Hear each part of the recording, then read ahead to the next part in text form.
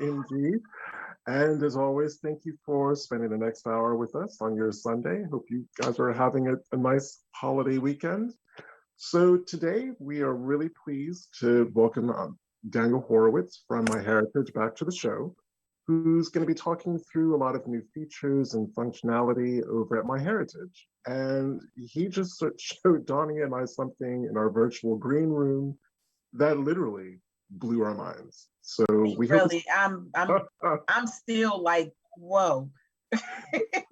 in the best possible way. So as always, Daniel, welcome to the show. So pleased to have you. Hello, Brian. Hello, Donya, and thank you very much for your invitation. Happy 4th of July, everybody in the United States. And for people like me, well, we can just enjoy from the other side of the pond or whatever you are today. Yes, by the way, Daniel, guys, he's all the way from Israel today. So yes, remember that. And always with pleasure. Yes, we love it. We love it. So I'm going to be really cheeky, and if you, I'm not sure if what you just showed us was what you were going to queue up first to walk through. I mean, the platform's yours, but I was kind of hoping we could lead with that one because I think that the audience is just going to be wowed by that. Well, I was actually waiting and hoping to leave that kind of to the end. Okay. Otherwise, no, we're blowing everything in the first shot. All right, go ahead. But I have something very good to start with, Brian, because we keep working always on new things and new improvements on MyHeritage. One of the things I really love from this company is that not like others, and I'm not going to mention because it's not only in the genealogy world, you know, companies comes with something new and then they just put in the back burner everything else. Well, on MyHeritage, we try to move forward everything at the same time. Goes without saying that that means that it's a lot of work for us, but we're always very happy to be able to do it. And one of the projects that we had for many, many years was the family tree view. And we have created a fan view, and we have created a pedigree view and a list view, and we keep improving those. But the most used, the regular family view, has been left a little bit back, and we lately pushed that into the new era. And I'm gonna share now the view so everybody can see, and probably some of you will be already familiar with this new view of the family tree, because we also love to hear feedback from the people. So what we do is we release a feature to a certain amount of users, and we see how they react. We hear their feedback, and we fix some of the things that may not be perfect. After all, that is what MyHeritage always wants, for you to have the perfect tools. And one of the things that I was sharing with you is this new option to view the tree.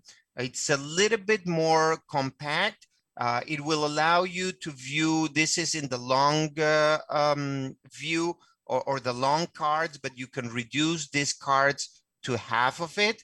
And then on the number of generations, and I'm going to move a little bit fast here on the PowerPoint, you can select not only to view 5 generations up and down from the person that you are selecting, but also to see cousins of that main person. So you will have more people per inch or per square inch in your screen, and you will be able to view and understand better how are the relationships of those people with everybody.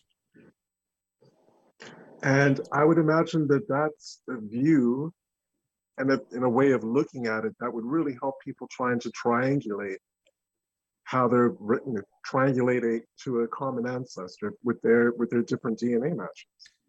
Definitely. The pedigree view actually came to MyHeritage as a result of the DNA, because when you put your autosomal DNA out there, you're actually looking at both of your ancestors' line. So you want to have a pedigree view in order to understand which one is the further ancestor that gave you the DNA. But in this case, exactly, here you can triangulate and you can see not only the ancestors, but the descendants, and you can try to put the person that you matches, and MyHeritage will tell you what is the supposed relationship based on the DNA, and you can try to find out, okay, so if this is my second cousin twice removed, it has to be one of the descendants from my great-grandfather from this side, so it will be much easier to view.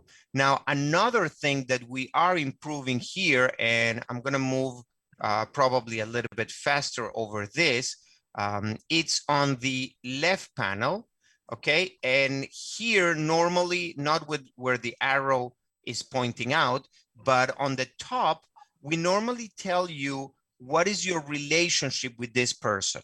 And in the past, MyHeritage had to limit the amount of steps or how far can we go with that relationship. So we now have better technology and we're able to reach long tails with longer people related. We are going to show you that in a very nice design as a pop-up here in the screen, that you will be able to see it in other places as well. And you will be also able to save it or print it.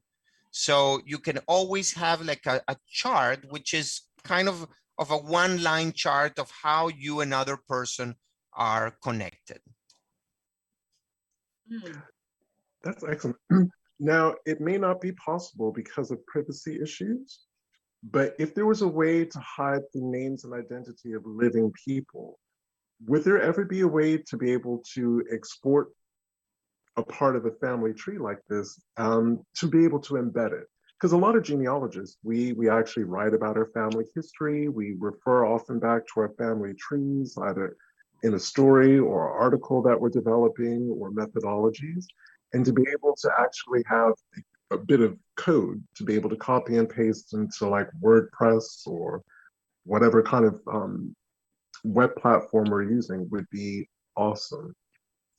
Well, first of all, let me tell you this. The tree is by default semi-private, meaning that whoever you don't invite to be a member of your family website will not be able to see living individual information. Like if I will share with you the URL of my site, but you're not a member, you will not be able to see me or my kids or my wife. You will be able to see my grandparents or great-grandparents. And that is the default setting on MyHeritage. And that is actually what you should look for, because it's through those deaf people that we are going to make connections with others. Now, in order to put pieces of DNA of family trees other places, I will definitely suggest to use printouts, either in PDFs or the charts companions that we have. And it will be also easier for people to understand the relationships with those individuals and the different parts of what you want to show in your book or your website. I don't think that we're going to allow you to copy a code and show it someplace else. And it's basically because one very simple reason. Once we have code outside our servers and our environment, that makes it vulnerable for hackers to be able to learn and to go into your website. And MyHeritage takes very good pride on taking care of your privacy and the secure of our servers. So that's why we want to keep all the code in-house. Nope, that's a fair point.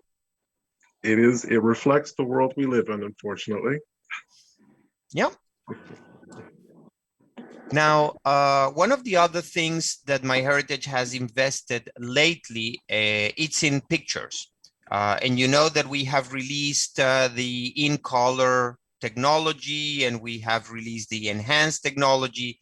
And one of the very latest technology was the animation. And I know that at least 90 million pictures has been animated already in social media. Yeah, social media is all exploded about that, and not only animating our ancestors, but also other images and other brand names that has faces, and people were hysterical about that. So what we did is we increased the number of drivers, what we call drivers, to animate those different faces. So I'm going to show you a new one right now in a couple of minutes. But there is one more step that we were missing. And funny, when I put all these presentations together, when I realized that actually we came back with all the process kind of on the reverse order. Because if you will upload it today, a picture, now we're offering you the possibility to repair an image that will have some scratch and will have some areas of the photos, you know, historical photos mainly that people kept into their pockets, or they send through the mail, and they had to fold it. And then you see all those scratches and all the things in all photos. Yeah, exactly like that, Donya. That scratch right there. Yeah. Yeah, that's scratch. Okay. And the bad thing is that, you know, you can take your camera and you can take a picture of that photo, and it will be a wonderful picture. Probably it's a reproduction from the original, but it will not fix that scratch. Right. There are softwares that do that. There are even professionals that will actually take very careful, long time, but it will bring your picture almost to perfection. And there is still space for that. But here, MyHeritage just took that technology and made it available for free or very inexpensive for people. And I would like to show you one example, which is actually a photo from my family. Well, my wife family, actually. But you know, when you're the genealogist in the family, you just adopt everybody into your family, right? And this is the picture. This is a zoom in on the face of the person, and you can see all those scratches. And I have to admit again, with no problem, that I played with this technology in a lot of photos. Not all of them were perfect, and actually this one is not perfect as well, but it came very good. So let me move here, and I actually will click here in the repair. And I was telling you about the order. And the order that I will suggest you today, whenever you upload a picture to MyHeritage, is the order that we are putting here, the buttons, meaning task number one, or the first thing that you should do, is to repair the photo if needed, then to enhance, to colorize, and then to animate. Now, sometimes the technology will not detect that there is really a scratch in the photo, and it will not show you the repair, or it will not detect that the photo really needs to be colorized. All this can be accessed even if you don't see it up here, just from the three dots. And this is quite of important, because it means that we're not offering you all our tools just because we have them. We analyze the image and we decide what you should be doing. But definitely the order is repair, enhance, colorize, and animate. And this is what I did here. And I want you all to pay very good attention to the image. This is kind of the original one. And if I will go one more click, this is the repaired, okay? This is the before, and this is the after. Wow. And again, it's not perfect, okay, but it's quite good. Now wait, because we also understand that sometimes, you know, a first swipe may not do the job. So in here on the settings part, we offer you the next step, meaning we just did a gentle repair, but some images will need the extensive repair mode. And by selecting that, you're going to see how this image is really going to improve. Now, it's not taking out all the imperfections. I will still be stuck with the imperfection next to the eye, and the technology right now cannot manage to fix that, but it's learning. So probably in a couple of months, I'm going to come back, I'm going to retry this, and I'm going to see that this can also be fixed. And then, as I said, you enhance and you colorize and you even animate, okay? And you can see how Aunt Beppy agrees with me that this technology is really magnificent. So, so let me tell you, when I first saw this whole thing and making it move, my grandmother, I try to make it, this lady right here, I never got the chance to meet either one of them because they both died when my grandmother died when my mom was 11. My grandfather died in 1964. I was born in 72. But I was so excited about the whole movement thing. I was like, oh my God, I'm going to see her move for the first time, you know. And then when I saw it, I'm not going to lie, it freaked me out. But I agree with you. It freaks you out. Yeah. But you had to play it again and again and again. It's those things that really freak you out, but you cannot take your eyes out of this. Yeah, I did. Like, I can't look at her mother because I also did her mother. And her mom's picture, she's very dark set up in the eyes area, so you can almost not see her. But yet, the way that you guys make the little smile come through, I saw the smile and I was like, okay, I will never look at my great grandmother again. I'm not looking at that one. But it's just amazing. So I want to ask, did y'all get the idea to do the animation through from Harry Potter? No, we just thought that we should give everybody the opportunity to see their relatives as, first of all, as you remember them, okay? Mm-hmm. Because if you go with the people that you actually had the opportunity to see them alive, you will remember them, not only in colors, okay, although the picture may be black and white, but also moving and smiling and doing some gestures. And that was the original idea of this. Now, I have to admit, same as you, when I animated my grandparents, and I was fortunately enough to meet the fourth of them, it looked weird because I remember them moving, but the experience is totally different when you can animate a different person that you don't met and you never saw it moving. And again, the idea is never to say this is how your ancestors moved or this is how your ancestors looked like.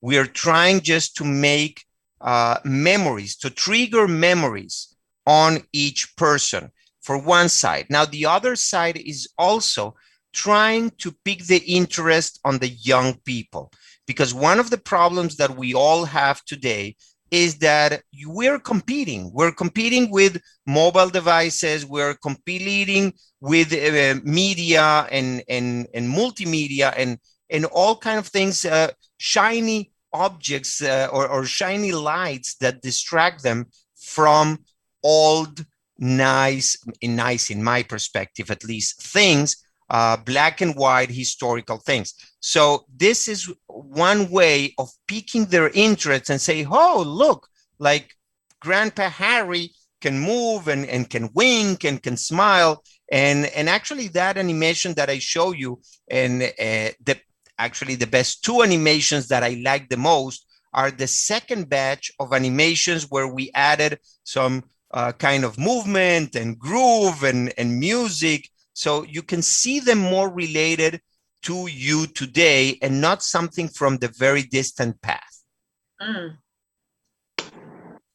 So when is that one gonna show? Are those animations available now? The ones Those with are the already available. What you need to do is when you go into the animation, you can select a different animation, and a right panel, I'm sorry, is going to appear with the 20. We currently have 20, and I'm not allowed to say that we're working on more.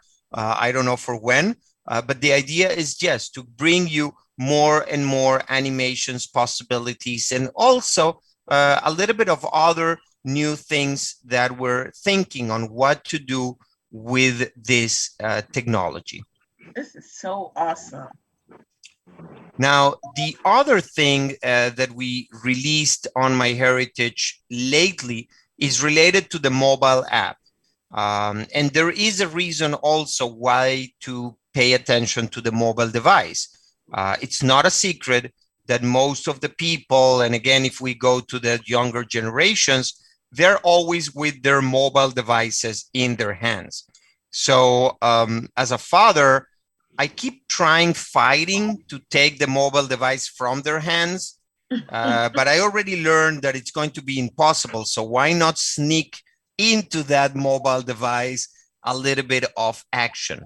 And we have some features on the mobile device, like the timeline that you can create for every individual. But we added quite a couple of years ago already the possibility to record audio for your family tree. So you can interview any person in the tree or in your family and record their answers and the audio, and it will be attached to the person. So one user, or I'm sorry, one employee in the company, Roy Mandel, he had this idea that instead of just simply interviewing his father with the profile and the family tree, he decided, what if we can show him an image and actually record his experience of that image together with the image? And that's what we did right here in the mobile device. Now, every picture that you upload will have a microphone down here in the corner. And when you click that and you allow the microphone to be accessible on the MyHeritage app, you simply need to let the person talk about the image, about when it was taken, who appears over there, why this is special or a special moment from that picture. And all this is going to be recorded on an audio file that is going to be kept together with the image. So you can share that with other members and they can come, they can play the audio, and you will have, like, forever the audio and the voice of the person telling you what this picture means for them. And we have tried and we have used it already for a couple of success stories that we have in the company. And it's really amazing to be able to reproduce that moment, both, again, audio visual. You're seeing the image, but you're also hearing the person telling the story. I'm in shock. Well, we had this one is part person of what said, MyHeritage brings you. Yes, one person said, I animated a grandmother that I never met. Although a bit jarring at first, it was so special to see her smile. I felt somehow closer to her. And he's right. I mean, I did feel closer to my grandmother. I've always felt like she sat on my shoulder. And I did feel closer to her. I was really freaked out with my great grandmother. Like, I cannot look at hers anymore. But my grandmother's, I mean, I did. I felt closer to her. I will say that, but it freaked me out the first time. I was like, oh my God. So yeah. Yeah. But I'm loving that you can actually now add audio to a photograph. I mean, that's just such a simplistic thing. you say it and it seems really obvious, but until you actually see it, I wouldn't have even thought of pairing the two. And No, again, coming back, a lot of us family historians and genealogists, we're storytellers. That just lifts online storytelling to a whole new level. it does. It does. And it's kind of a circle, because this is actually how movies started. Okay, first you had a picture, and Mhm. then you had multiple pictures going at a very fast speed, and then somebody decided to put a little bit of audio on top of that, and that is how movies were born. So we are kind of going back into the origins of what we have today, but also, as Donya said, we're moving forward, because if you see any futuristic movie or Harry Potter movie, you're watching those pictures like move in the wall, and you say, wow, that's magic. But no, that's not magic. That's not future. That is already the present, and what the technology can do for you. And it can do it also in many areas. So why not apply it also to genealogy? We have one person who I think she missed where they can learn more about the MyHeritage photo storyteller. I mean, that's going to be great, especially in our family, because the photos that we do have are amazing. Like I have this one photo of my grandfather's church when they first got started, and the story of it is he's of who took, not just who was in it, but who took it. So you're able to share that information and the pricelessness of it. Like this particular photo of my grandparents is actually a priceless photo because it was taken by a famous photographer. So to be able to tell the story of that photo and knowing that it's actually a priceless photo. I mean, his photos are in the Smithsonian. His name is Scurlock, Addison Scurlock. And he was a photographer here in DC. But I have an actual photo of his in my house. So it's crazy. But I'm sure it's priceless not only because of the person that took it, but for who appears in the picture. That is what makes it priceless for you. And yes, and same as you're doing right now, like you're showing us the picture and you're telling us the whole story. Why not having all that together? So for the person that asked, I just went back a few images and I said that in the mobile device, and I'm showing here a phone, but it could be a tablet and it could be an Android or an iPhone. The MyHeritage app can be downloaded from any and for any mobile device. So when you go into the picture, you will see on the top all the icons for enhance, colorize, repair, and you can do all that from the mobile device. But the exclusive feature from the mobile device is the option to click on the microphone down here and to record that story. And I will suggest whoever wants to take advantage of this, not to record long pieces of stories, but probably not more than 5 to 10 minutes, because also you need to take in account of the people who is hearing the story. Right. And after 5-8 minutes of the story, people want to do a pause and probably they're going to be annoying. Okay, so I already heard this, and you lose attention of the people. That's another problem that we have today. Not only everybody wants everything instantaneously, but we want it fast. Like I don't know if you notice, at least I did, thanks to my kids again, this WhatsApp application now allows you to speed forward whatever audio message somebody send you. So you are not hearing it in real time, like in how people are talking. You're hearing it up to 2 times faster because they don't have time. They just want things fast. Come on, give it to me, and that's it. Next. Okay. So that is important to remember. And the other tip that I have is this: education.myheritage.com.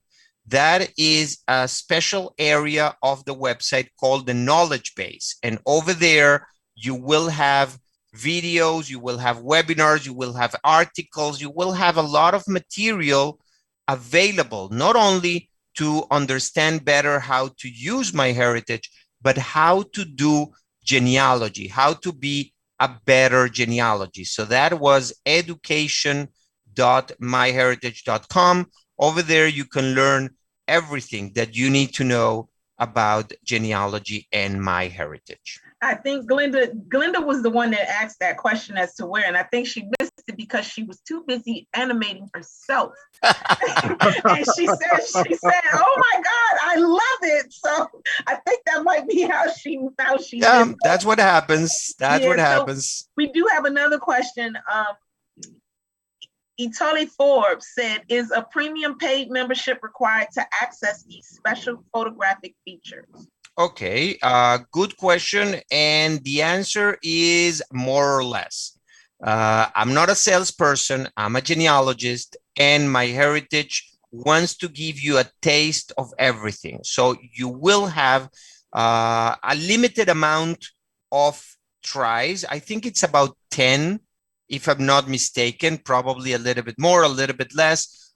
You can apply all these tools for up to, let's say, 10 pictures for free. And then, yes, you will need a premium subscription. What can I tell you? Somebody needs to pay for the electricity bill. Right. And we're a for-profit company. And if we were not, we will not be able to work so hard and bring you all these magnificent things. All right. And so what's that? I imagine the amount of coding that went into creating these tools was formidable. Well, funny enough, remember that all this was actually created and released during COVID, okay? And I, on my personal experience, and I do know, and I'm very sorry, that a lot of people lost their jobs and lost their businesses and had to put everything into pause. I cannot thank God enough that in my type of work, it actually grew exponentially. I'm really missing going into a plane and being able to go into a genealogy conference. And we had like 5 or 6 of them that I normally attended in the United States. But in the other hand, being able to come just like as I am now virtually through social media, to Facebook Live, YouTube, Zoom sessions, it actually generated more work for me. So the opportunity to work remotely and not spending that much time in the traffic, going to the office, coming back to the office, the opportunity to have instant meetings where I can show you my screen, discuss a particular subject or so, that actually gave MyHeritage production a push and made us more productive and ability to bring more things to you. Awesome. Yeah. Now, I think it's quite time to go into the DNA world. And I actually have some screens here prepared, but Donya, you will very impress with yours. So if you agree, I would love to show yours so people will understand that this is not Daniel preparing all the images and being ready for the presentation. I am ready. Yes, I am ready. Just share the screen back to me. Okay. Send That's the host it. back to me, and I will definitely do this. This time I'm gonna use my mom because no problem. But let me start by explaining everybody that a couple of minutes ago when we were back in the green room, you were telling me, okay, so what is this new in the ethnicities and the genetic groups and like, how can I see it? And then you share screens with me and I explain it to you as I'm going to do again with everybody so everybody can see it. And that is You really gotta what, make me host again. oh, I'm sorry. Okay. Technical issues here as I got it. I always. got it. I Yep. got it. Yep. I thought that you made me co-host and It wouldn't that let me would, make you co-host, so that's why. okay. Yeah. Okay, no problem. We can go All back and right. forth. Yeah, we may have to go back and forth. So No, just go under DNA and click on, okay, ethnicity estimate. Exactly. So what I was telling you here is that up till very recently, we just came with an ethnicity estimation. In this case, for example, I'm talking about Nigerian. And we tell you that you are 54% Nigerian. But we took not only the ruler or the DNA samples that we have to compare and to tell you that you are Nigerian, we were able to compare each one of the 5 million DNA kits that we now have in our database. And we spiced it with the family trees that are together with that DNA. And we analyzed that to become with these genetic groups that you are seeing on the left side. So you will have some confidence level over there, but it says that from the from the 54 Nigerian ethnicity that you have actually a group that is known to be in the Alabama area. And when you clicked over there, you were able to see the areas in the world with this type of DNA. So we're not saying that you're not Nigerian anymore. What we're saying is that your DNA can go down to a resolution of the DNA or similar DNA we found in, and you have over there on the left side, the numbers, 234 DNA kits, other DNA kits, and from those, 85 people had family trees. And we recognize that all that is in today, 1900s to the 20s, 2000 year, there are in the Alabama area. But more impressive than that, or at least that's what you said, or what impressed you, is that you can move that slider back in time and you can actually see where those people were a couple of hundreds years before. And we identified that those people that today are residing in Alabama actually came from North Carolina and from Washington and from Virginia, and that is where they were in the 1700s. And this can show you migration paths. You can see exactly how they came. And yes, we also identified that they came from England, actually. So your DNA is not less Nigerian, but is from this Nigerian group that came through England and through the United States, probably New York, Pennsylvania, Washington, and came like that into the US. Now, if you go to the left side and you scroll down a little bit, you will be able to see also the places and the names that were in those family trees, and they are going to also react to that timeline. oh my God, we didn't see this part, Brian. No, we did I was not. not going to reveal everything in the Oh first my shot. Come on. God. Go ahead, move the slide to the right and leave the left one there. Okay, and give it a couple of seconds. Go to the 1800s. Okay, and it seems that names didn't vary that much, but you see the places? Now you see exactly where they are, so you don't need to rely on the map. And if you move totally to the right, to the 2000s, I'm pretty sure the names, the surnames probably are going to stay, but the first names are going to change. So now you have Mary and William and Sarah, which probably is not the same order that they had before. And another thing important to recognize is that family trees will repeat the names across the history because you want to perpetuate the memory of your ancestors. And one of the way of doing that is giving your child or your grandchild, great-grandchild, the names of the ancestors. So you can see how the names changed through the times. So you have Carla Holloway, who's actually a family member of ours. She just said, "Oh my God, I am underutilizing my tool." Definitely. It's just this is amazing.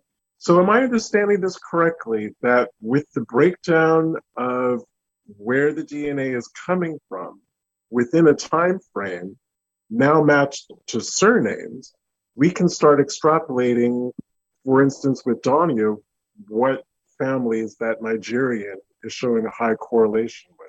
Am I understanding that correctly? Yeah, that's the idea. And it actually goes one step further than that. And I will test that with Donia in a minute.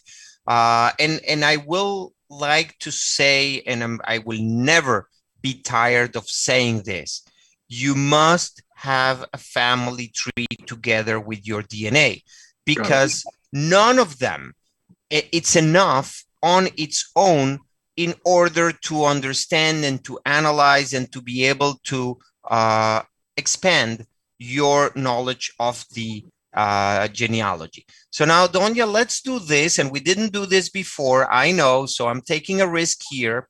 On the right side of the screen where the plus and the minus are, you have on top of that a world map, and on top of that a layer. Go to that icon, click over there in the layers, and I would like you to select family tree events. And this is something quite unique of MyHeritage. So you see, this is actually very good. Can you move the slider to the 1850s? Okay, now the pins that you are looking in the US are the events from your family tree. So now, Brian, you can see that Donia research actually matches her DNA, okay? So you will be able to see up to 10 generations of birth, marriage, and death, and you can zoom in and you will see how your ancestors actually follow the path of the DNA, okay? And being able to see those two things together is what validates all your research. So if I can stop you there, what I'm trying to think of a way that this could really help specifically African Americans with enslaved ancestors who were taken from the northern South, or even from the north, all the way down into the lower South.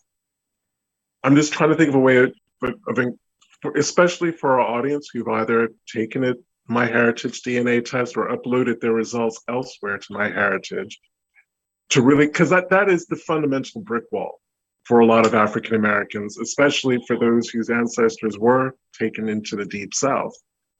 If they can figure out a way to use what you're talking about now to be able to break through that brick wall, again, that would just be an excellent thing. Well, yes, but I need to be realistic, and I hate to create a false expectative, because the major problem that those people have is the names on the records. So you can go back certain amount of generations, but at some point, very unfortunately, those people, slave, were not recorded by their names. So it is going to be, I'm not going to say impossible, but very difficult. Now, what I'm thinking is that if you can keep track and you create probably what it's called a fake tree, because you're going to be using the last name of the owner, okay, that still will be able to give you a path, because probably owners moved with the slave through the same places, and they bought them from a particular place, and they brought them to the plantations. But there is going to be always a brick wall and a limitation when you cannot combine the DNA with the actual records or with the actual names. But I'm thinking, if, for argument's sake, I mean, this isn't my ancestry, but to say that maybe the last 4 generations of my family were in, I don't know, the outskirts of Mobile, Alabama. Mm-hmm. But I know that further back in time, that's not where my older enslaved ancestors would have come from. So if I was looking at what Johnny was showing a couple of minutes ago, there was like a lot going along that eastern seaboard going into Virginia. Well, look at it now. Exactly. Look at it now. You kind of know that that's where you have to concentrate your research. Yes, definitely. That will work. As opposed to saying your ancestors probably be, thinking, well, they may have come from Tennessee or Kentucky. Well, my heritage isn't showing any kind of genetic link to those places, but it's showing a whole heck of a lot with like North Carolina, South Carolina, Virginia. And so just kind of trying to get our audience to think of different ways that they can adapt this tool to kind of fit their research needs. And the other important thing to realize here is that we're not talking about, again, the Nigerian ethnicity, because you may have thousands and thousands of people that are recognized with ancestors in Nigeria. We're talking about a very specific group related to you that it was identified in an area. So probably, and again, I'm not an expert on the subject, but all the people, the slaves that were brought from Nigeria were divided into different groups. And the group that went to Alabama is not the same one, the one that went into, I don't know, Missouri or other places in the US. So this is definitely a tool that has its advantages.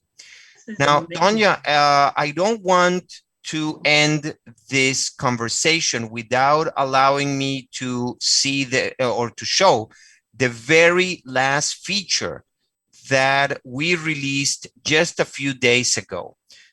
So if you can make me again the host, and in here, in the meantime, I'm going to let everybody know that I have prepared these images in order to respect and to not going over privacy issues. So all the names that you're going to see are fake and created.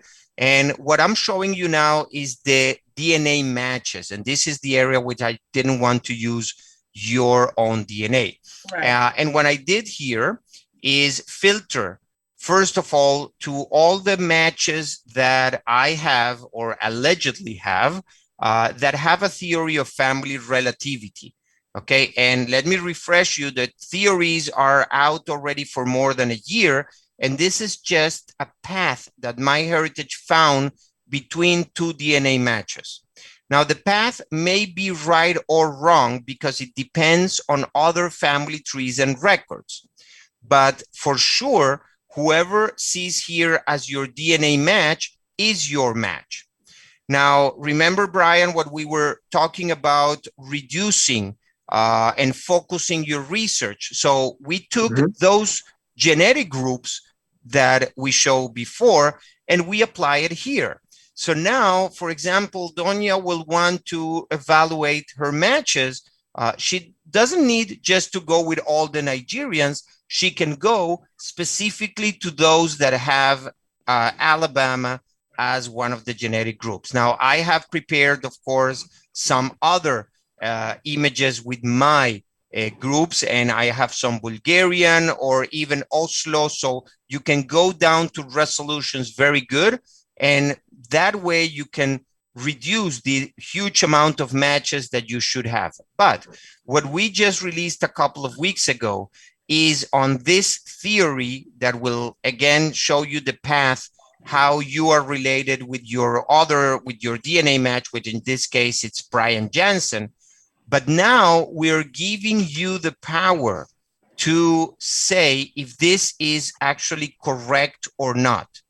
Okay, and as I said before, it may be incorrect. And let me show you why. You can see here in the view full theory, and I will encourage everybody to go and to view it, because this path may go over different family trees. And when the family trees goes to the 1800s, and if you have a Joseph Smith or a John Smith in your tree, things may be getting a little bit iffy, okay? Because there were many John Smith in the 1800s. How do you know it's yours or mine? Right. So this path may not be correct. And you may have more than one theory and more than one path. And the good thing is that now you can actually confirm this or simply reject and say, no, this is not good. Now, of course, that in one hand, a lot of people are going to say, oh, great, I'm going to finally be able to say yes or nay to those paths or those theories. But what else? Well, what else is exactly what MyHeritage is working on. Because once you accept it or reject it, there is a huge amount of things that you can do. For example, if you reject it, why have it over there? Like, take it out. Or if you accept it, then instead of going to the tree and copying everything manually, why not clicking a couple of buttons and just extracting everything to your tree? Or if you were reviewing your matches out here, why not being able to see and to filter all the DNA matches by not only those who have a theory, but those who have a confirmed theory? Okay, so there are a lot of things that we can do with that. This is just baby steps. This is the first one from many others coming along the year. I just wanted to bring you a little bit of everything and show you how MyHeritage doesn't forget any of the features and any of the things that we have developed over years. And what I love is the real sense of kind of joined up thinking that's involved. So instead of having a standalone tool, really developing a whole suite of tools that sit very well and work very well together. Yep, that's the idea. And of course, we'd love to hear from users, comments, questions, feedbacks, because that is what we take into account to make better those tools and to know where we need to focus. Well, I swear to the cosmos. Go ahead, Brian. I was just going to say, I'm going to swear to the cosmos, and Donnie will back me up. When we go off there, I'm going straight into MyHeritage. Without a doubt.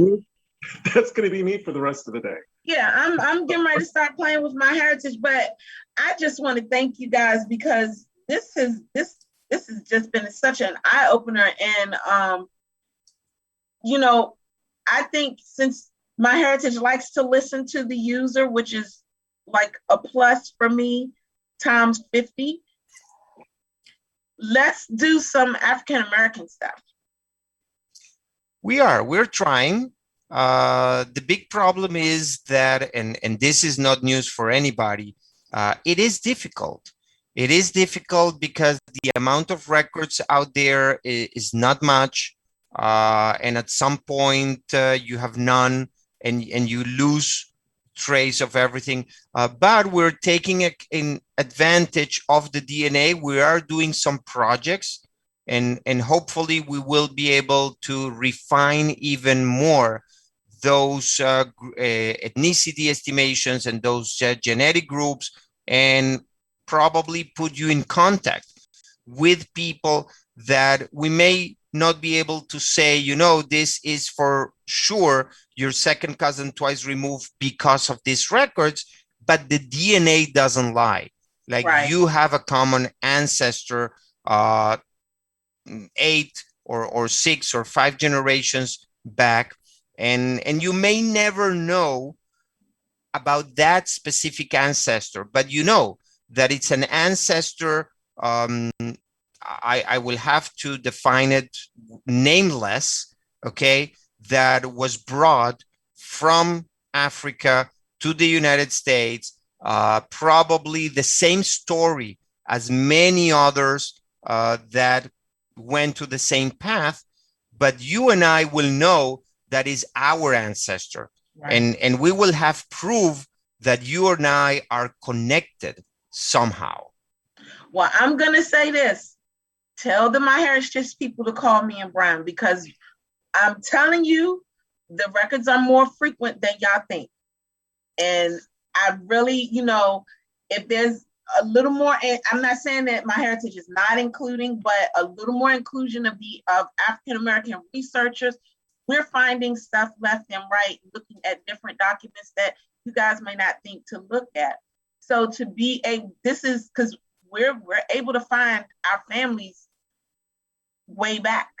We have Moses Williams, who had 45 children, and we found 27 of them, and all of them were enslaved. Everybody was enslaved.